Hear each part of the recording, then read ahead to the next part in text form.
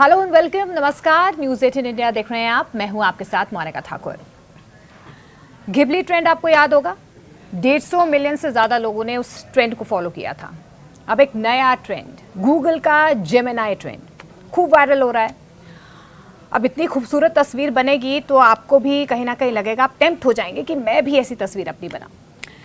लेकिन अब एआई के साथ आप कितना खेल सकते हैं, एआई कितना सेफ है, कितना सेफ नहीं है, क्या आपको पूरी जानकारी है? तो आज आपको बैठना है, इस पॉडकास्ट को देखना है। हम आपको हर ज़रूरी बात बताएंगे, डिकोड करने की कोशिश करेंगे जो ट्रेंड्स हम फॉलो करते हैं कितना सेफ है हमारे लिए। हमारे साथ एक बहुत खास मेहमान इस पॉडकास्ट में जुड़ रही हैं, श्रुति खरबंदा जी हमारे साथ हैं। बहुत बहुत स्वागत है आपका। Thank you. एआई और साइबर एक्सपर्ट हैं, रिसर्चर हैं, इसके अलावा पॉलिसी डेटा एनालिस्ट हैं, गवर्नेंस और टेक में। इन्हीं से हम समझने की कोशिश करेंगे ये जो नए एआई के ट्रेंड्स आ रहे हैं इन्हें कितना फॉलो करना चाहिए, और अगर फॉलो करते हैं तो कितना सेफली हमें फॉलो करना चाहिए। श्रुति, बहुत बहुत स्वागत है। लेकिन मेरा सबसे पहला यही सवाल है, आपने ये जेमिनी ट्रेंड इस्तेमाल किया वैसे या इससे पहले घिबली? सबसे पहले तो Monika, thank you for calling me. मुझे तो करने की जरूरत थी ही, मैंने किया। I am guilty of it. 2 reasons, एक तो टेम्पटिंग, दूसरा ये जानने के लिए कि कितना, कैसे, क्या खतरनाक कहाँ पर है। और इस पूरी फील्ड में इतनी जानकारी है कि मुझे हमेशा लगेगा कि मैं ये भी बता दूं, तो आप मुझे बताइएगा ज़रूर, बीच में अपना सवाल ज़रूर पूछिएगा, क्योंकि कुछ जानकारी ऐसी हो सकती है जो लोगों के लिए बहुत मंडेन हो जाएगी, लेकिन बहुत अहम जानकारी होगी। अच्छा श्रुति, मैं ये पूछ रही थी कि ये जो ट्रेंड्स हैं ना, वायरल कैसे होते हैं? वायरल देखें, अब इसके पीछे असलियत तो ये होते नहीं है, ये करवाए जाते हैं। क्योंकि देखिए, जब चैट जीपीटी आया था तो उसको भी एक उसके लिए माहौल क्रिएट करती हैं companies, social media campaign run करती हैं। अभी आप देखिएगा, जेमिनी का जब ये ट्रेंड चला तो it started with the main websites जिन्होंने हमारे जो सेलिब्रिटीज़ हैं उनकी फोटोग्राफ अपलोड करी, एंड पीपल गॉट क्यूरियस कि इतना सुंदर लग रहे हैं एआई बन के, तो मैं क्या करूं, मुझे भी दिखना है। तो पता करते हैं लोग, पता करते हैं, फिर सुंदर तो सबको दिखना है। अच्छा, मुझे ये बताइए, क्योंकि बार बार ये कहा जाता है कि ऑथेंटिक वेबसाइट पर जाना चाहिए और उसके बाद अपनी पिक्चर अपलोड करनी चाहिए, लेकिन जो ऑथेंटिक वेबसाइट होती है वो भी सेफ होती है कि नहीं होती है? देखें, एक बार आपका पर्सनल डेटा आपके मोबाइल से गया तो फिर कोई गारंटी नहीं है कि वो कितना सेफ है और क्यों खतरनाक है। मुझे लगता है कि ये भी लोगों को जानना बहुत ज़रूरी है। तो आप बताइए कि क्यों खतरनाक है। अगर उस डेटा सर्वर में चला गया, जिस डेटा सर्वर में जाना नहीं चाहिए था, उसके बाद क्या, कितना वल्नरेबल आपकी एक पिक्चर हो सकती है? देखिए, वनरेबल कई 2-3 कारणों से हो सकती हैं। वैसे तो बहुत एलैबोरेटेड आंसर है, लेकिन मैं इसको शॉर्ट में आंसर करने की और बहुत इजी बनाने की कोशिश करूंगी। जब आप अपनी पिक्चर अपलोड करते हैं, अब चूंकि एआई आ चुका है, डेटा सेंटर्स हैं जो किसी और कंट्री में रखे हैं। अपने देश में अभी उतना अच्छा डेटा सेंटर का जो इंफ्रास्ट्रक्चर है वो उतना स्ट्रॉन्ग नहीं है जितना बाकी कंट्रीज़ में अभी अवेलेबल है। Once it is out of your device, it is accessible to everybody, it is prone for attacking for hackers. कैसे? एआई, जब हैकर्स अपनी कोडिंग करते हैं, अब तो एआई आ गया हैकिंग के लिए, जो भी सॉफ्टवेयर एप्लीकेशंस बनाने के लिए, तो अपनी आइडेंटिटी हाइड करने के लिए। जो लोग एआई में हैं वो जानते हैं अब एआई एजेंट्स हैं। जैसे कि सैम ऑल्टमैन ने एक इंटरव्यू में खुद ही कहा कि चैट जीपीटी 5 जो है, आप उसको प्रॉम्प्ट दीजिए, वो एक फेसबुक जैसी ऐप आपको बना के दे देगा। तो आप अपनी खुद की फेसबुक ऐप बनाइए, दोस्तों को बुलाइए और उसको चलाइए। मतलब इतना एडवांस हो गया है। ठीक है, उसमें कुछ करेक्शंस की ज़रूरत पड़ती है, लेकिन आप सोचें कि एआई कहाँ जा रहा है। वो आपको एनालाइज कर रहा है। फेस की फ़ोटो जाती है तो ना कि सिर्फ आपके बायोमेट्रिक्स उसमें एनालाइज हो सकते हैं, फेशियल रिकग्निशन हो सकता है, जो मास सर्विलांस के काम आता है। मास सर्विलांस सिर्फ पुलिस और सिर्फ गवर्नमेंट एजेंसीज या स्टेट नहीं करता है, उसके अलावा भी बहुत सी ऐसी टीम्स होती हैं जो डिटेक्टिव एजेंसीज होती हैं, वो करती हैं। कहाँ से वो डेटा जाएगा, क्या एनालाइज करने के लिए जाएगा, कौन सा एआई का मॉडल जैसे चैट जीपीटी, क्लॉड, डीपसीक उसको ट्रेन करने के लिए यूज़ करेगा, यू नेवर नो। स्पेशली जब वो डेटा किसी और देश में आपका रखा हुआ है, आपको कौन आइडेंटिफाई कर रहा है, कौन देख रहा है, आप नहीं जानते हैं। और कहाँ पे आप जाएंगे, कब वो घटना कैसे घटित होगी, यू विल नेवर नो। आप ऐसे ही टेम्प्ट होंगे जैसे आप अभी फोटो जेमिनी में अपलोड करने के लिए टेम्प्ट हुए थे, because it makes you feel good. और जितने भी अटैकर्स होते हैं, क्रिमिनल्स होते हैं, they know how to make you feel good about it. तो फिर नहीं करना चाहिए ट्रेंड फॉलो, आप ये कह रही हैं? सेफ ही नहीं है ये तो? देखिए, ट्रेंड फॉलो कर सकते हैं provided if you are okay कि आपने अपनी फ़ोटो उसमें अपलोड कर दी है, आप कहाँ कर रहे हैं उसका ध्यान रखें। देखें, क्या करें क्या ना करें, ये 2 पॉइंट्स हैं कि हम इससे खुद को बचाएं कैसे। सबसे पहले तो आप कितना कंफर्टेबल हैं कि मेरा ये डेटा चला गया तो आई एम ओके। ये आपके एस्पिरेशंस पे भी डिपेंड करता है कि आपने अपने लिए आज से 10 साल बाद क्या सोच रखा है ना। होता क्या है, देखें एक बड़ी छोटी सी बात मैं बताऊंगी।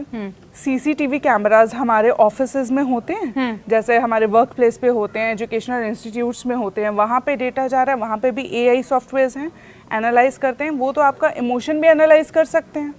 तो इमोशन एनालाइज करके अगर आप वर्क प्लेस पे हैं तो जिसको एक्सेस होगा वो अपने पॉलिटिकल एस्पिरेशंस की वजह से आपको आगे आने देगा। मतलब कि अगर मुझे गुस्सा आ रहा है, हाँ, अपने ही बॉस पर गुस्सा आ रहा है, तो वो तो एनालाइज कर लेंगे मेरे जेस्चर्स। हाँ बिल्कुल, आपके जेस्चर्स उसमें एनालाइज होंगे। वो आपके मन में झांक रहे हैं, आप तो अपना ब्रेन अपलोड कर रहे हैं ना, आप क्या सोच रहे हैं। आप चैट पे लिख रहे हैं, बार बार सवाल पूछ रहे हैं, चैट जीपीटी आपको समझ रहा है, उसके पास सिर्फ टेक्स्ट है आपका, अभी वो आपका फेस और आपका टोन नहीं, ऐसा वो क्लेम करते हैं कि वो आपका फेस नहीं देख रहे हैं, आपका वॉइस जो है उसको एनालाइज नहीं कर रहे, ऐसा कंपनीज कहती हैं। लेकिन फिर ऐसी भी खबरें होती हैं कि फ़ोन में once you have the app तो आपकी आवाज़ भी रिकॉर्ड हो रही है, camera they can open and close, आपका चेहरा भी दिख रहा है। तो ये थोड़ा सा एरिया ऐसा है, ग्रे एरिया, कोई कहता है कोई कहता नहीं है, लेकिन हम मान के चलते हैं कि दिस इज़ अनसेफ टेरिटरी। तो आपको पर्सनल डेटा अवॉइड करना चाहिए, क्योंकि आने वाले टाइम में आपको ये ज़्यादा दिक्कत होगी। तो ये पर्सनल डेटा क्या है? पर्सनल डेटा, ये सवाल बहुत अच्छा आपने मतलब किया। देखें, कैसे पता चले कि क्या डालना है, मतलब अपना नाम, आधार कार्ड, सरनेम, बैंक अकाउंट तो नहीं डालना चाहिए। ये मतलब देखिए, क्या ये होता है सारा पर्सनल डेटा है। इंडिया में डीपीडीपी एक्ट 2023 है, आईटी एक्ट है 2000 है, एक्ट्स तो खैर बहुत सारे हैं, लॉज भी हैं, लेकिन हम अगर पर्सनल डेटा का बात करें तो अभी ड्राफ्ट रूल्स भी बने हैं, नवंबर में आएंगे। लेकिन अभी तक जो थे, जो एक्ट पहले आया था, उसमें पर्सनल डेटा वो है जिससे भी आपको आइडेंटिफाई किया जा सकता है। वो आपका फेस हो सकता है, वो आपका आधार हो सकता है ना, वो that can be just about anything, कि आपका वोटर आईडी है। तो ऐसी कोई भी चीज़ जिससे आप आइडेंटिफाई हो जाए, that can be your biometrics and your voice as well ना, आप आइडेंटिफाई हो रहे हैं उससे, तो वो आपका पर्सनल डेटा है। हालांकि ये बहुत प्रिसाइजली डिफाइंड नहीं है उसमें भी, बट अभी तक लूजली मान लिया गया है जिस चीज़ से भी आप आइडेंटिफाई हो सकते हैं, आपके बारे में जानकारी हासिल करी जा सकती है, वो आपका पर्सनल डेटा है और वो आपको अवॉइड करना चाहिए। इसमें एक मैं सॉल्यूशन बताना चाहूँगी। आप अपना वो ईमेल एड्रेस यूज़ करें जो आपके आपके बैंक के पास या आधार कार्ड या पासपोर्ट में ना हो, क्योंकि अगर वही ईमेल आईडी आप यूज़ करते हैं इस तरह की ऐप्स को एक्सेस करने के लिए, गूगल प्ले स्टोर में अक्सर हम बहुत लेजी होते हैं, हमने एक बार आईडी बना लिया तो वही चल रहा है कि वो मांगते ही वही वाली जो आपकी एक्सेसिबल, मतलब वही वाली ईमेल आपके फोन से अटैच कर रखा है उन्होंने। एग्जैक्टली, हर चीज के लिए। तो देखें, ये कहीं ना कहीं एंड लेवल पे तो दिस इज ऑल कनेक्टेड, लेकिन फिर भी कहते हैं जहाँ पे आपकी इस तरह की ईमेल्स आती हैं, क्योंकि ईमेल रीड करने का एक्सेस होता है, अक्सर आपके कॉन्टैक्ट्स की जो कंपनीज हैं वो परमिशन मांग लेती हैं, फिर भी कहते हैं कि आप ऑन अ फर्स्ट स्टेप आप अवॉइड करें वो ईमेल आईडी जिसमें आपकी सारी पर्सनल डेटा आता है, जैसे आपका पासपोर्ट की डिटेल्स होंगी, आधार की डिटेल्स होंगी, आपने वो ईमेल आईडी जो है बैंक में दे रखा होगा, आपकी स्टेटमेंट है, if you want to keep yourself protected. तो ये वाला डेटा तो हम डालते ही नहीं है। और ऑफिस का जो जिसमें लीगैलिटी का इशू हो, कॉन्फिडेंशियलिटी का इशू हो, वो भी उसमें नहीं डाला जाता, because once it is with the AI, वो कुछ भी किसी भी तरह से रीजनरेट कर सकता है, उसको रीराइट कर सकता है, उसमें ओरिजिनलिटी का भी, कॉपीराइट का भी अभी आप उस पर कुछ ऐसा क्लेम नहीं डाल सकते। वो रिस्पॉन्सिबिलिटी किस की है उस पर भी बातचीत अभी चल रही है दुनिया भर में, इसके लिए भी कोई बहुत प्रॉपर अभी गाइडलाइन या रूल नहीं आया है। अच्छा, आप ये कह रहे हैं कि हमारे ईमेल को भी एक्सेस कर सकते हैं, तो वो जो 2 स्टेप वेरिफिकेशन हम लोग करते हैं अपने ईमेल को सिक्योरिटी के लिए, तो वो भी सेफ नहीं है? रियलिटी तो yes, it is not safe now for now. देखें, तो मतलब हमारा फ़ोन हैक्ड है?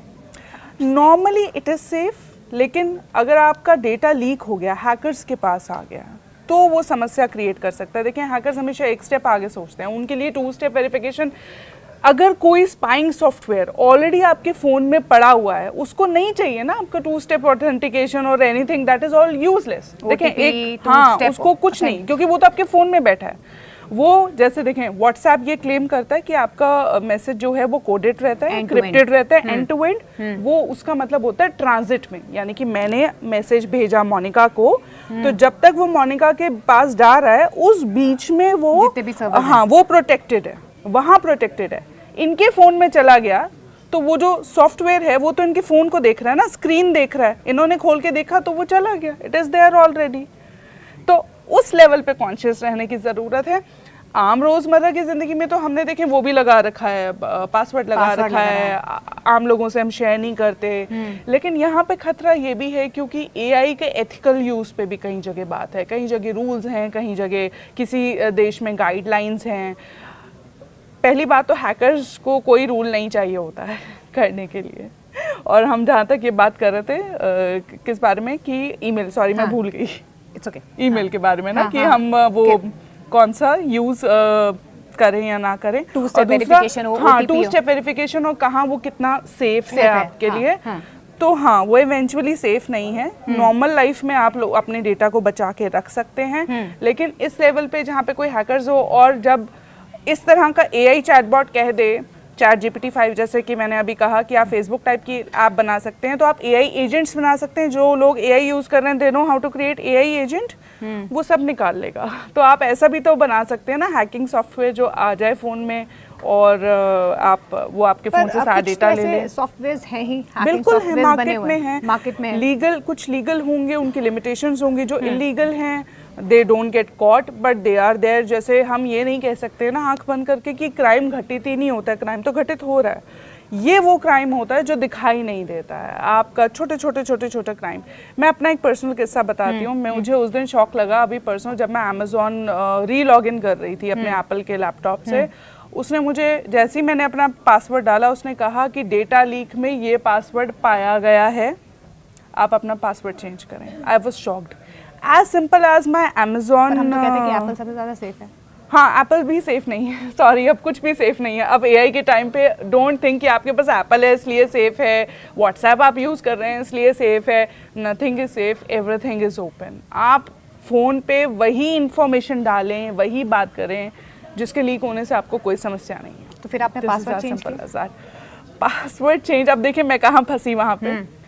हुआ क्या कि जैसे अक्सर फैमिलीज में क्या होता है, हम एक ही प्राइम मेंबरशिप ले लेते हैं जब भी हम ऐसा अमेजॉन टाइप का रिकॉर्ड करते हैं, और घर के 2-4 लोग उसी को यूज कर रहे हैं। मैं चेंज करूंगी वो लॉग आउट हो जाएंगे। तो नाउ वेटिंग, नाउ वेटिंग कि मेरे हस्बैंड आ जाएं तो उन्हीं के फोन से कर ले, वरना वो भी फंस जाएंगे, हम बूढ़े लोग वो भी फंस जाएंगे, हम भी फंस जाएंगे। चलो कोई बात नहीं, जाता तो जाए। अब देखिए अगर मेरे जैसा इंसान इतना आलस में हो सकता है, तो आम इंसान तो कितना प्रोन है इस चीज़ को लेके कि उसका पासवर्ड जा रहा है, उसकी पूरी हिस्ट्री जा रही है, इमोशन आपका एनालाइज हो रहा है, आप कब क्या खरीद रहे हैं वो एनालाइज हो रहा है। तो आपको पता भी नहीं लगता, जब आपको ज़रूरत होती है तभी वो ऐड आपको दिखती है। सिर्फ इसलिए नहीं दिखती है कि आपने, जैसे मैं मोनिका से बात कर रही हूँ, मैंने नाम ले लिया किसी चीज़ का, तो वो मेरे फ़ोन पे ऐड आना शुरू हो जाए। आप अब वो पूरा एसेस हो चुका है, महीने में मेरा कब मूड क्या रहता है, मेरा बजट क्या रहता है, मेरी शॉपिंग हिस्ट्री क्या है, उसी हिसाब से सेल भी आपको आपके उस पर दिखती है। आज मैं अगर मिठाई की बात करती हूँ तो आपको मिठाई की फीड्स आने लग जाती है। सुन भी रहा है। दूसरा ये भी है कि आप शॉपिंग भी तो कर रहे हैं ना, तो वो तो उसके तो सामने है ना कि एंड में आपने डिसीजन क्या लिया, तो वो आपका डिसीजन भी तो एनालाइज कर रहा है। आपने 4 बार जोमेटो पे लॉगिन किया, सोचा कि नहीं लूंगा, नहीं लेना, 4 बार मन किया लेने का, फिर आपने छोड़ दिया, नहीं लिया, 5वीं बार ले लिया, ही लर्नड। हाँ, तभी तो वो आजकल हमने देखा है जोमेटो या स्विगी या कोई भी ऐसी ईटिंग साइट्स हैं, वो कहते हैं Monica you hungry today, I think you need a, हाँ you have a happy birthday और ले लो, and they know you so well. क्योंकि आप अपना मोबाइल ना सिर्फ इतना भी रखते हैं ना, तो ये जो कैमरा जैसे आगे फ्रंट का होता है, वो इतना आपकी आईज पड़ता है, उससे भी पता लगता है उसको। और आप कहीं ना कहीं वो इतना इंट्रूसिव हो चुका है, आपको पुश नोटिफिकेशन भी आएगा, आपको ईमेल भी आएगा, वो उसका पॉपअप आ जाएगा, आप ऐप खोलते ही आपको दिखना शुरू हो जाएगा। मतलब आप किसी वेबसाइट पे उस पर बच नहीं सकते, इतना इंट्रूसिव है। And then we get casual कि इट इज़ ओके। अगर आप एनालाइज करेंगे महीने के एंड में आपने क्या खर्चा किया, ग्रेजुअली यू विल नो कि भाई मैंने कहाँ पे जो है ऐसे कर दिया जहाँ ज़रूरत नहीं थी। आपने कहा कि सीसीटीवी कैमरेज सेफ नहीं है, फ़ोन सेफ नहीं है, व्हाट्सएप सेफ नहीं है, ईमेल सेफ नहीं है। सेफ क्या है फिर?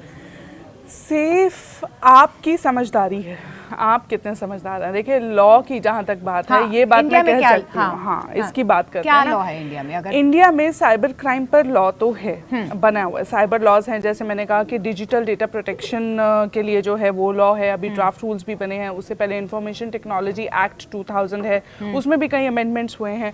बेसिक लॉज हमारे पास हैं, भारतीय जो IPC जिसको हम कहते हैं ना, BNS अब जो नया हो गया है वो भी है हमारे पास। लेकिन AI पे लेके अभी तक भारत में कोई कॉम्प्रिहेंसिव लॉ नहीं है। तो ये जो गैप है अभी 2 साल का, जैसे जब तक हम डेवलप कर रहे हैं, इस गैप में कभी भी मंथन होता है ना, हम समुद्र मंथन के बारे में सुनते हैं, सबसे ज्यादा प्रोन वही पीरियड होता है जब सबसे ज्यादा गड़बड़ें जो होती हैं, खुराफात जो होती हैं वो होती हैं। इसलिए अगले आने वाले 2 साल मुझे लगता है सेफ रहने की जरूरत भारत में है। EU में अगर हम यूरोप की बात करें तो पिछले साल AI एक्ट पास हो चुका है। यहाँ तक कि अमेरिका की अगर हम बात करें तो उनके पास भी कुछ एग्जीक्यूटिव ऑर्डर्स हैं और कुछ स्टेट के लॉज हैं जिससे वो अपना काम चला रहे हैं। हम अभी रियल लाइफ में जो हो रहा है उस पर काम चला रहे हैं। हमने वो रूल नहीं बनाया है कि क्या करें या क्या ना करें जिस पे हम ये कहें कि देखिए इस कंपनी ने ऐसा किया, इसको नहीं करना चाहिए था, या इस व्यक्ति विशेष ने ऐसा किया जो इसे नहीं करना चाहिए था।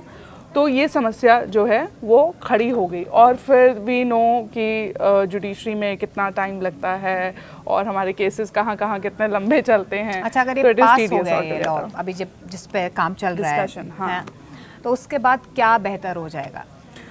देखिए कुछ चीज़ें हम जो उम्मीद करते हैं, सबसे पहले तो पर्सनल डेटा डिफाइन करना बहुत ज़रूरी है कि आपको पता लगे कि कहाँ अपलोड करें, क्या ना करें। अभी क्या है ना, सब विभागों का अलग अलग है।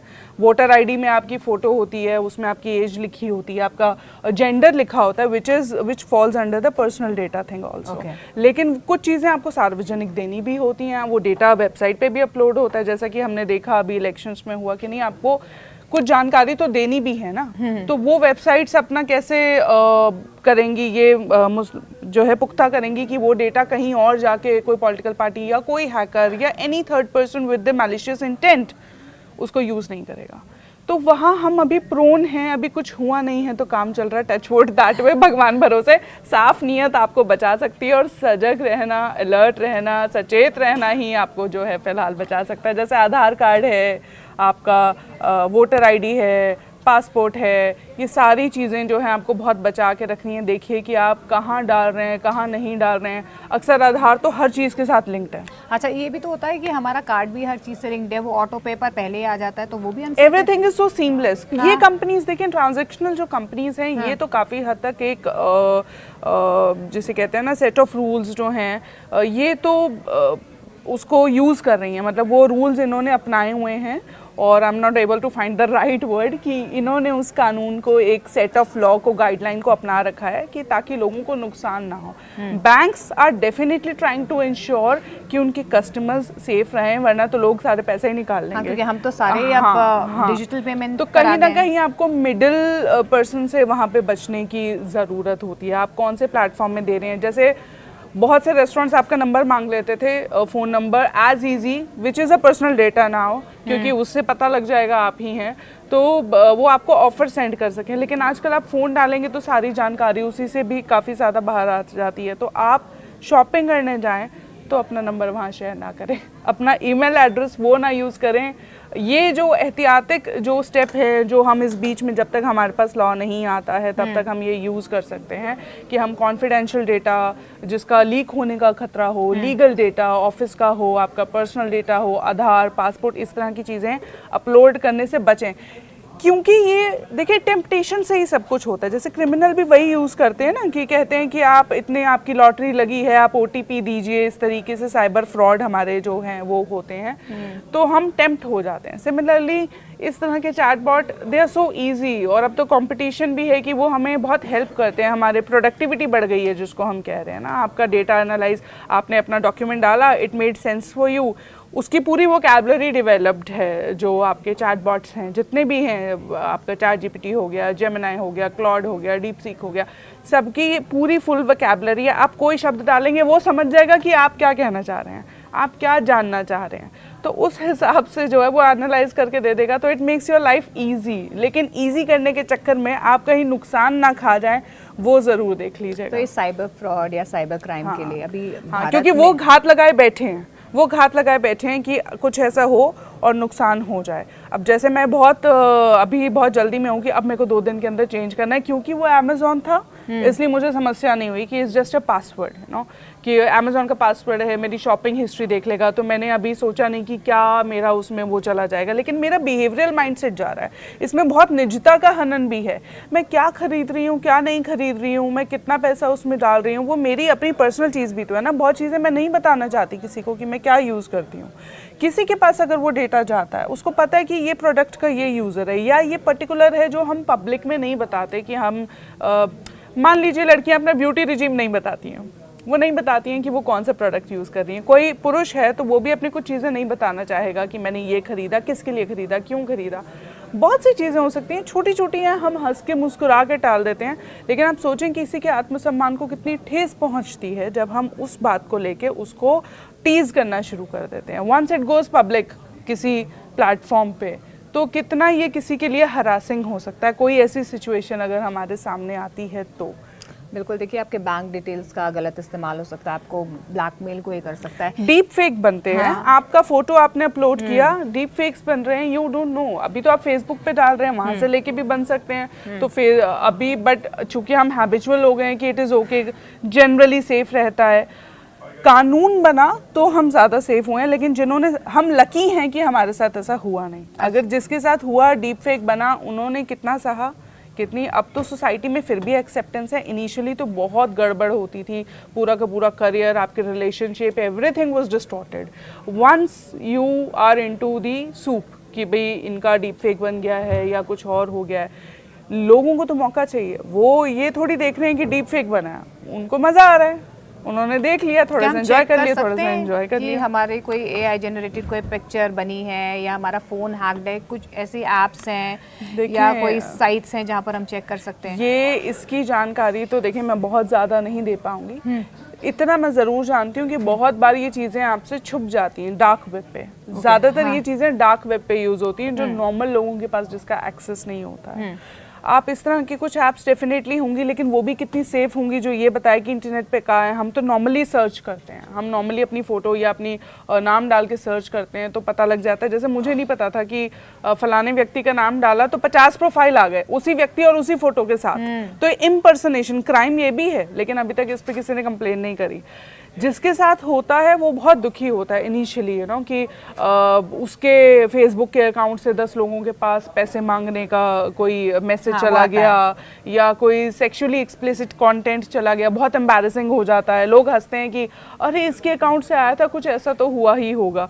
तो how well you tolerate your emotional balance, आप उसको कैसे उस स्ट्रेस को टॉलरेट करते हैं, and how well you maintain your emotional balance during that situation is of utmost importance. Because family है, सपोर्टिव है, किसी की होती है, किसी की नहीं होती है, किसी का वर्क प्लेस बहुत डिफिकल्ट होता है। हम सब जो हैं वो बराबरी से शुरुआत नहीं करते। किसी की फैमिली सपोर्टिव है, किसी की नहीं है, किसी के पास रिसोर्सेज ज़्यादा हैं, किसी के पास फाइनेंसेस ज़्यादा हैं। कुछ चीज़ें कुछ लोगों के पास बेहतर होती हैं जहाँ से उनकी शुरुआत होती है, बेहतर एजुकेशन होती है। कुछ लोग बच जाते हैं, कुछ लोग नहीं बच पाते हैं। कौन कितना टॉलरेट करता है, इसलिए हमें, मुझे लगता है, संवेदनशील होना चाहिए दूसरों को लेकर। जब किसी के साथ इस तरह की घटना घटित होती है, आपके साथ भी हो सकती है।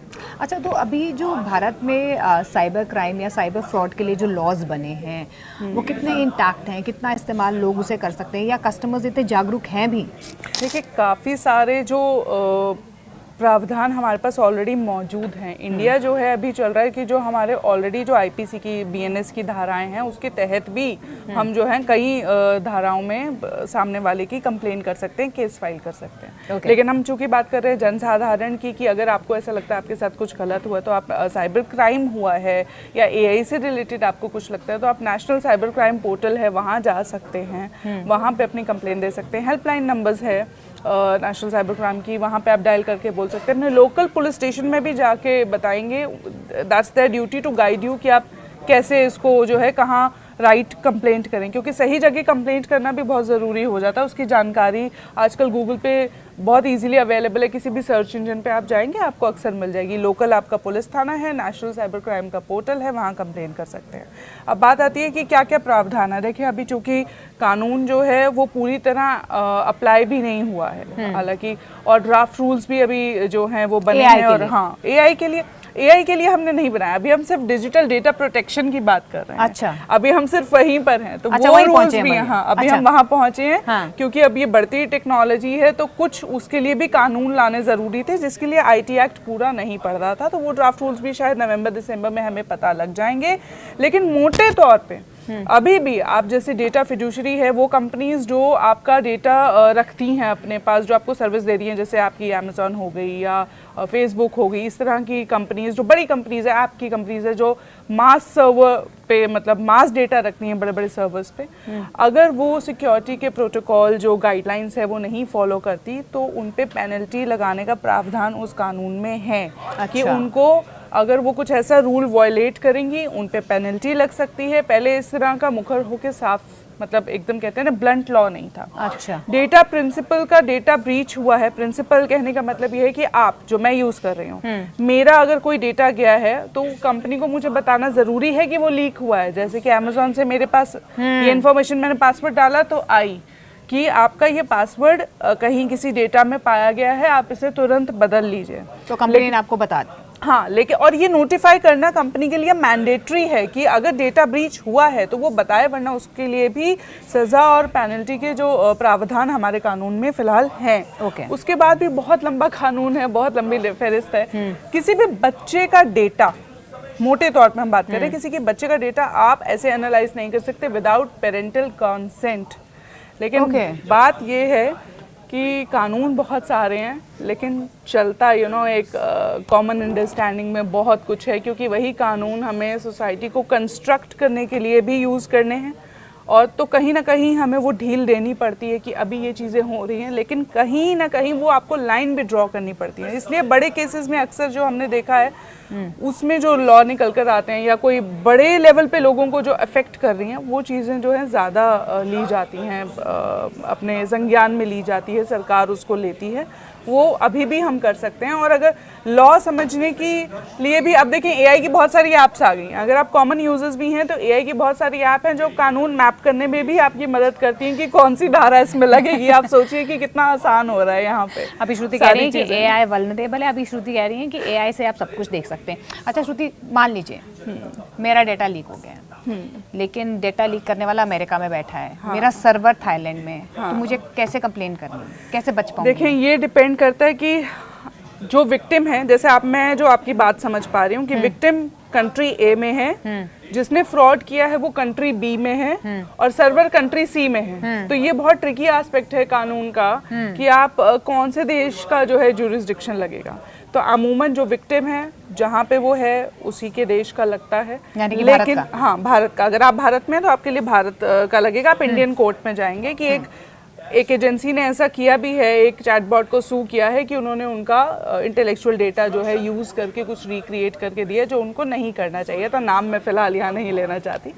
तो इस तरह की चीज़ें भी होती हैं और ये इस पे भी डिपेंड करता है कि जो आपकी जो विक्टिम है और जो फ्रॉड करने वाला है उसकी कंट्री में, दोनों कंट्रीज में बीच में क्या ट्रीटी साइंड है, उस पे भी डिपेंड करता है, क्योंकि इसमें कुछ ना कुछ अमेंडमेंट्स होती रहती हैं। तो अक्सर पता चला कि वो कंट्री हमारे डेटा को ब्रीच कर रही है, इसलिए इन मामलातों में देर हो जाती है। लेकिन ये हमें एनालाइज करना पड़ता है किसी वकील की गाइडेंस के द्वारा या किसी तरीके से किसी कंसल्टेंट के थ्रू कि कैसे कौन सी कंट्री का लॉ लग रहा है और किस केस में आप जो है इस पे क्लेम कर सकते हैं या केस डाल सकते हैं, कौन सी धाराएं लगेंगी। ये दो कंट्रीज की ट्रीटीज पे डिपेंड करता है, दूसरा वो नेचर ऑफ क्राइम पे डिपेंड करता है। और जनरली एक होता है कि जहाँ विक्टिम है जिसके साथ ये हुआ है वो अपनी कंट्री में जहाँ कर रहा है कोर्ट भी मना नहीं करते हैं, अक्सर उसी प्लेस का जो है वो जुरिस्डिक्शन उठा लिया जाता है। तो मतलब कि जैसे अभी बहुत सारी कंपनीज हमें कॉल करती हैं, जैसे LIC कंपनी है या HDFC से फ़ोन है, किसी भी बैंक से आ रहा है, मैम ये पॉलिसी ले लीजिए, तो वो जो हमारा डेटा जो भी टेलीफोनिक कंपनीज देती हैं तो वो भी इन रूल्स को फॉलो कर रही होंगी ना फिर? अब ये तो आप देखें, उनके लिए उनसे जाके पूछें कि वो कितना फॉलो कर रही हैं। ये तो मैं और आप दोनों ही मुखातिब हैं इस बात से कि हमारे फ़ोन में किस तरह से मैसेज आते हैं, और आई एम श्योर कि हमारे जो व्यूअर्स हैं वो भी जानते हैं कि कितनी इसमें जो है प्राइवेसी ब्रीच होती है, कि आपके फ़ोन का सारा डेटा जाता है। They know your date of birth, they know your anniversary dates, वहीं पे वो आपको मैसेज करेंगे, फिर आपको बताएंगे अच्छा आपको ये ज़रूरत है, हॉस्पिटल से डेटा उठा लेते हैं। अगर आप बहुत ज़्यादा पेन मतलब पीड़ित हो जाते हैं, आप बहुत पेन में आ जाते हैं कि you are irritated with all of these, you can definitely go, वरना गो एंड कंप्लेन। अदरवाइज लोगों ने अपने अपने जो हैं वो नुस्खे निकाल लिए हैं कि अपना नंबर लीक ही नहीं करना, अपना नंबर कहीं देना नहीं। Nobody can force you to ask for your number. Nobody can forcefully ask for your number. So अच्छा, that is also a thing. ये जो डेटा है इतना ज़्यादा कहाँ जा रहा है? ये डेटा देखें सर्वर्स में स्टोर होता है। हाँ, इंडिया में है ऐसा कोई प्रावधान कि कहीं स्टोर हो रहा है ये डाटा? इंडिया में देखें, ये तो डेटा सेंटर इंफ्रास्ट्रक्चर जो है, हमारा एआई गवर्नेंस का फ्रेमवर्क है मोदी जी की सरकार में, एक पूरा ब्लूप्रिंट इसका ऑलमोस्ट है। जैसे हमने कहा कि बड़ी बड़ी कंपनीज़ हैं, अंबानीज़ हैं, अडानीज़ हैं, और भी जो बड़े प्लेयर्स हैं मार्केट में, वो इस तरह की सर्विसेज लेके आ रहे हैं। उनके डेटा स्ट्रक्चर अभी बिल्ड हो रहे हैं, अभी वो बन रहे हैं। जैसे हमने कहा एनवीडिया से हमने सिम मंगवा रहे हैं, हमने सबसे लेटेस्ट सिम खरीदी है। बहुत सी चीज़ें पब्लिक डोमेन में हैं, बहुत सी चीज़ें पब्लिक डोमेन में नहीं हैं, लेकिन मेजरली डेटा सेंटर्स जो हैं अब वो बनना शुरू हो रहे हैं, पहले नहीं थे, इंडिया में नहीं। अच्छा, कितनी ज़रूरत है ऐसे डेटा सेंटर्स की? बहुत ज़रूरत है। देखें, क्योंकि एआई आ चुका है, एआई सब कुछ एनालाइज कर रहा है, अब तो इंसान को कुछ चाहिए नहीं ना, ह्यूमन इंटरवेंशन बहुत जगह पे नहीं चाहिए। तो जो लोग डिप्लॉय कर रहे हैं, इसी बात का विवाद है पूरी दुनिया में, वहाँ पे कंसेंसस बनानी है कि एआई एथिकली यूज़ हो, एआई के लिए रूल्स बनाए जाएं, लोगों के बीच में एआई की ट्रीटीज़, लोग एज एन कंट्री के बीच में एआई की ट्रीटीज़ साइन हो। जैसे हमने न्यूक्लियर ट्रीटीज़ साइन करी थी, अब वो समय आ रहा है कि हमें एआई की ट्रीटीज़ साइन करनी होंगी कि हम ये चीज़ करेंगे और ये चीज़ इसको अनएथिकली यूज़ नहीं करेंगे। लास्ट में दर्शकों को हम फटाफट से बता देते हैं, जो ऐसे एआई ट्रेंड्स आते हैं, जैसे जिबली आया था पहले, जेमिनी भी आया है, इन ट्रेंड्स को हमें फॉलो करना चाहिए या नहीं करना चाहिए, और किस हद तक करना चाहिए? देखें, इनकी कोई बहुत पुख्ता गाइडलाइन तो या मैं अभी ऐसा कुछ देना नहीं चाहूँगी, कहूँगी भी नहीं, आपकी अपनी मर्ज़ी है, लेकिन अवॉइड करें, ये पहली बात है। क्यों?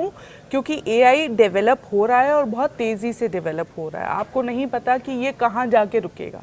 इसको ऐसे मान लीजिए जैसे समुद्र मंथन का समय है, अभी मंथन हो रहा है, तो आपकी फ़ोटो कहाँ जाके किस जगह आपका फेशियल रिकग्निशन में यूज़ हो रही है कि मास सर्विलांस में यूज़ हो रही है, आपकी फ़ोटो कहाँ जा रही है, कैसे एआई डेटा से जो है वो एआई मॉडल्स जो हैं वो ट्रेन हो रहे हैं, यू डोंट नो। स्पेशली जब एआई एजेंट तक के कॉन्सेप्ट आ गए हैं कि एक एआई आपके लिए सॉफ्टवेयर बना दे रहा है, एक एजेंट बना दे रहा है जो आपके बाकी सारे काम कर दे रहा है। ठीक है। तो ऐसे माहौल में मुझे लगता है कि ऐसे टेम्पटेशन से थोड़ा सतर्क रहें और बच के। अच्छा, किन 3 बातों का ख्याल रखना चाहिए अगर आप ऐसे एआई ट्रेंड को फॉलो करते हैं? एआई ट्रेंड को फॉलो करते हैं तो देखिए, सबसे पहले तो हम यही कहते हैं कि अपनी फ़ोटो वो मत डालिए जो आपको कल को लीक हो जाए तो उससे समस्या हो, वो आप देख लीजिए। आप टेढ़ी मेढ़ी फ़ोटो डाल लीजिए कि फ़ोटो आपकी रिकग्नाइज प्रॉपरली ना हो, आपके बायोमेट्रिक्स उसमें ना जाएं, उससे पहला तो बचें ऐसे ट्रेंड से। दूसरा, आप कोई भी ईमेल एड्रेस यूज़ करते हैं वो ना हो जिसमें आपका सारा का सारा पासवर्ड बैंकिंग का या आपका जो पासपोर्ट है या आधार है, जिससे वो सब लिंक्ड हो, जिससे हाँ पर्सनल डेटा, पर्सनल ईमेल्स आती हों कि आपकी फाइनेंस की डिटेल्स हैं या लीगल डिटेल्स हैं, इस तरह के जो सेंसिटिव आपके ईमेल एड्रेसेस हैं उसको आप जो है यूज़ करने से बचें। तीसरा ये है कि आप एनालाइज करना, चूँकि दिस इज़ वेरी टेम्पटिंग, आसान हो जाता है। कोई भी ऐसा डेटा जिसके लीक होने से आपको समस्या आ जाए आपके कार्यस्थल पे, मान लीजिए आपके वर्क प्लेस पे इशू आ रहा है, इस तरह का डेटा जो है, personal data, confidential data, child data, children का, बच्चों का डेटा, इस तरह का डेटा अपलोड करने से टेम्पटेशन में बचें। फिर भी अगर मन है तो कुछ बड़ी कंपनीज हैं जिसको हम at the end of the day we can hold them responsible, लेकिन देखें सर्वर कहाँ है और वो डेटा कहाँ निकाल के कोई कैसे फ़ोन आपकी फ़ोटोग्राफ यूज़ कर रहा है, यू डोंट नो। और जब तक वो सामने नहीं आता, समस्या नहीं है, तो हम सब ओके हैं। अच्छा, ये कहते हैं कि ऑथेंटिक वेबसाइट्स से ही ऐसे ट्रेंड्स को आपको फॉलो करना चाहिए। क्या वाकई में अगर हम ऑथेंटिक का साइट से इन ट्रेंड्स को फॉलो करते हैं तो उसमें हम सेफ हैं?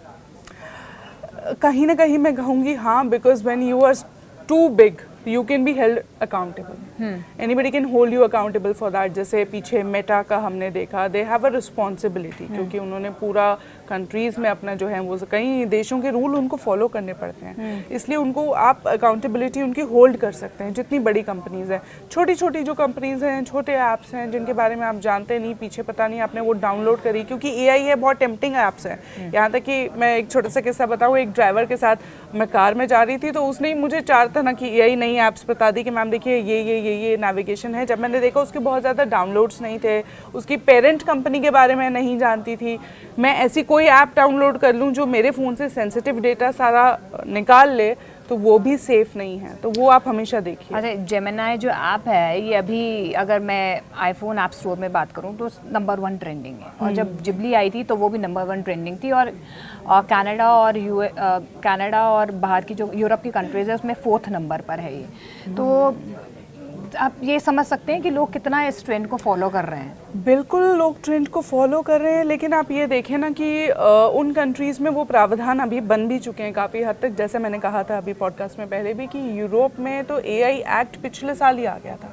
वहाँ पे आप इमोशनली असेस एनालाइज नहीं कर सकते, यानी कि कार्यस्थल पे जो आपके CCTVs लगे हैं या वो एजुकेशनल इंस्टीट्यूट्स में CCTV लगे हैं, वो आपका फेस देख रहे हैं, आपका रिएक्शन उसमें पढ़ा जा रहा है, दैट इज़ बैंड। वो न्यूआंस्ड है, लेकिन आप नहीं वो रिकॉर्ड कर सकते, एनालाइज नहीं कर सकते पर्टिकुलरली। तो जहाँ ये रूल्स हैं वहाँ सब उसको फॉलो भी कर रहे हैं, लोग अपनी तरफ से भी सतर्क हैं, and they are sincere, honest कि हाँ हम नहीं कर रहे हैं। अच्छा। वो सेफ है, वरना आप अवॉइड करें। अच्छा, अगर ऐसे ट्रेंड्स हैं, जैसे क्या सिस्टम से ऐसे ऑथेंटिक साइट्स पर आपको लॉगिन करना चाहिए या फ़ोन से करना चाहिए, और क्या फ़ोन या सिस्टम हमारे लैपटॉप्स को खतरा हो जाता है अगर हम ऐसे ट्रेंड्स को फॉलो करते हैं? They can be prone, they can definitely भी प्रोन, लेकिन चूंकि ऐसी कंपनीज जो होती हैं वो सारे सिक्योरिटी प्रोटोकॉल्स जो हैं, जो बड़ी कंपनीज की मैं बात कर रही हूँ, अक्सर फॉलो करती हैं। पब्लिक डोमेन में उन्हें फॉलो करना, कंप्लाई करना रूल है, तो कंपैरेटिवली सेफ है। लेकिन जैसा कि मैं अभी कह चुकी हूँ कि 2 साल का मंथन आप मान लीजिए कि AI कितना डेवलप होगा, कहाँ इसको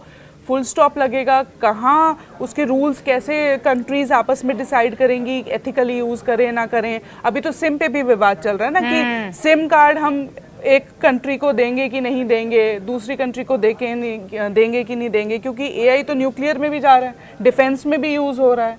तो कहीं ना कहीं ये चीज़ें अभी बहुत वनरेबल हैं। तो इस तरह के टेम्प्ट कंपनीज देखें निकालती हैं अपने प्रमोशन के लिए।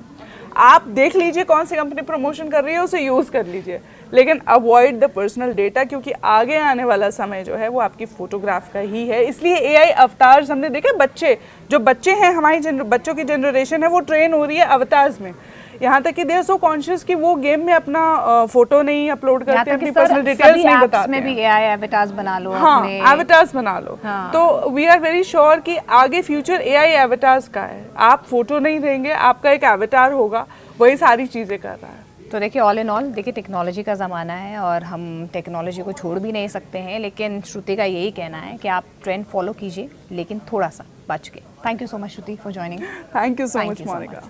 नमस्कार।